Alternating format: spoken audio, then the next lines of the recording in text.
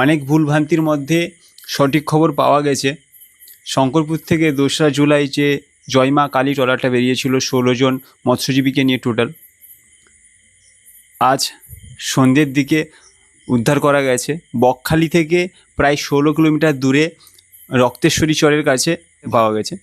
যখন সমুদ্রের পাড়ে নিয়ে আসে, ওখান থেকে একজনের বডি দেখা যায়, বাকি জন মৃত অবস্থায় আছে কি কোথাও ভেসে গেছে বা কি অবস্থায় রয়েছে সেটা সঠিক বলা যাচ্ছে না। বাকিটা কি হবে না হবে এখনও পর্যন্ত বলতে গেলে সবাই দুশ্চিন্তার মধ্যে আছি, কারণ একটা ভুল খবর মাঝখানে ছড়িয়েছিল যে পাওয়া গেছে বলে, কিন্তু আজকে হচ্ছে ফাইনালি পাওয়া গেছে।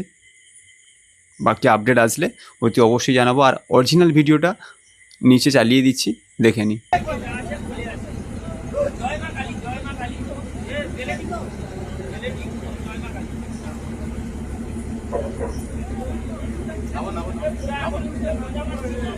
এই ভিডিওটা ওখানকারই অরিজিনাল ফুটেজ, সেটাই তুলে ধরলাম।